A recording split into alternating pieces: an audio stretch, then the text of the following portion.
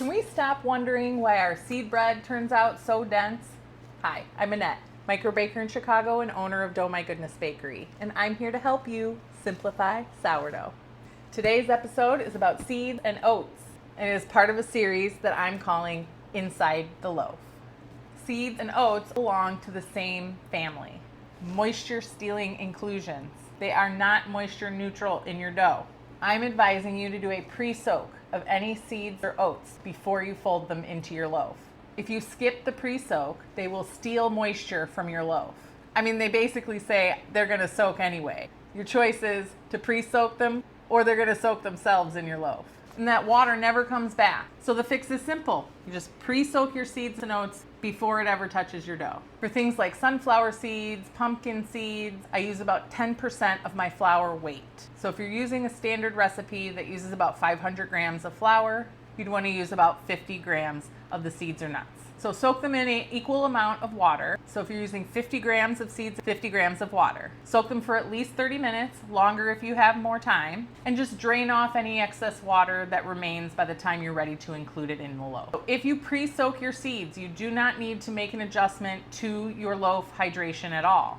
I highly recommend you pre-soak the seeds, but if you choose not to, you will need to increase the amount of water in your dough. Oats are a little bit different. They absorb far more water, so a quick soak isn't enough. Oats need hot water. You could even use boiling water. Soak them for at least 1 hour, up to overnight in the refrigerator. If you skip the soak for oats, it will continue to pull moisture from your loaf for even days after you finish baking it, leaving you with a very dry, very dense loaf that only gets worse with time.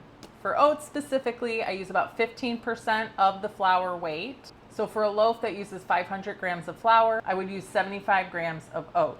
Soak that 75 grams of oats in 150 grams of hot or boiling water. Because oats are so aggressive in stealing moisture from your loaf, I still sometimes bump up the water a little bit in my recipe, even when I do the pre-soak.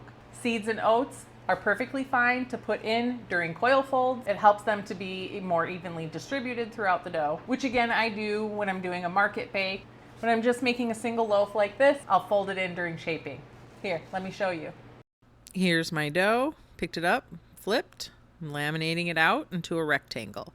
Notice that there's no flour on the counter. That is intentional. If your dough is properly fermented, it has just enough tackiness to stay put and to adhere to itself later when you're closing the seams.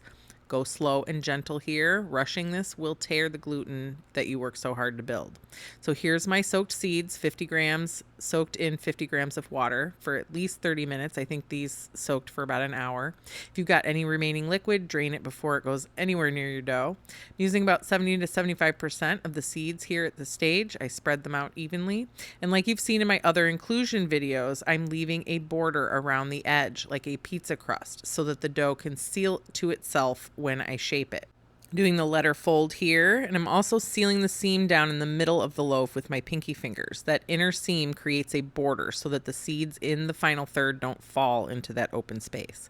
Once it's folded into a log, I'm pinching the seams along both short ends and the long seam. I'm turning the log long ways and flattening it slightly to make room for the remaining 25 to 30% of the seeds. I spread them in a stripe down the center, leaving a border again. Now, the modified roll fold that you've seen in my other inclusion videos, making sure to seal those seams every time you make a fold.